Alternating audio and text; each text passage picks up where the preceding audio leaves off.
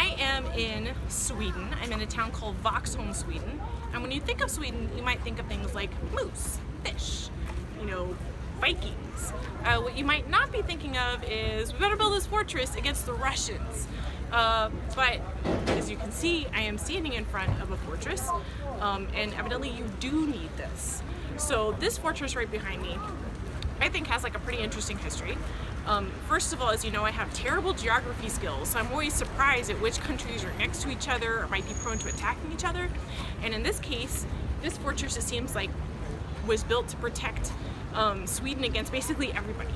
So the biggest city in Sweden, the capital, is called Stockholm. And this little town is the last place where a ship might, like if you were going to attack Sweden, attack the capital, this is the last place where you might be able to stop them. So there was a king in the 1500s, and his name was Gustav Vasa.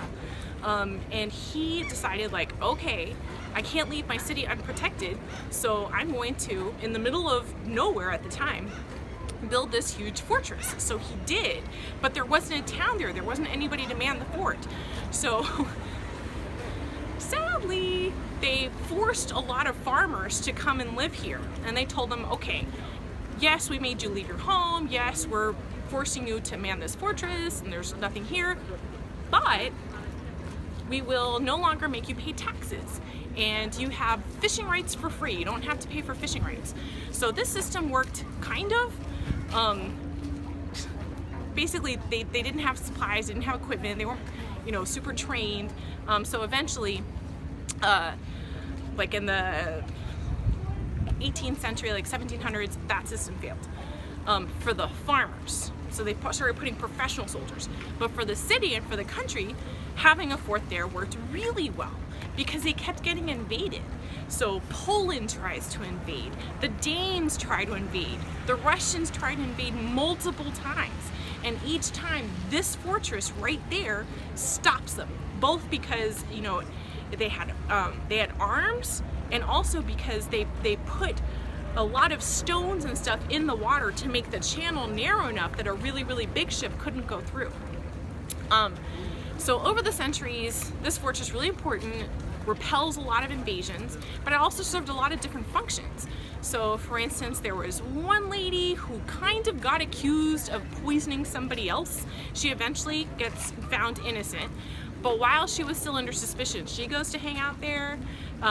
It was used as a prison. It seems like it was a pretty miserable prison. Later on in the 1800s, they decide, like, oh man, this fortress is pretty old, we gotta build it up some more. So they spend all this money and all this time in building this huge tower and even more fortifications. And then somebody goes and invents a better cannon. So they're like, whoops, we better go test this out. So the country of Sweden sends a ship right here into this channel, and they're like, we're just gonna test out the new walls. So they take one of the new cannons, shoot it, fire it, boom, goes right through the wall. So they're like, well, too bad that all of that expensive technology wall only lasted 9 years. They couldn't use it anymore.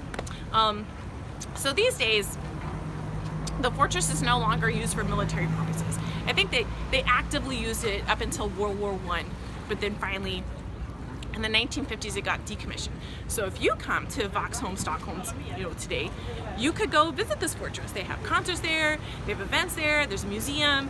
But even today, in modern times, in 2017, you can't just like drive there. You have to take a special boat or a ferry. So even now, it's still pretty inaccessible. So listen, I invite you to come to Sweden. Don't you go try and invade Stockholm because, I don't know, the museum people might send historical weaponry at you or something. But at any rate, this is Miss Checka. I'm out.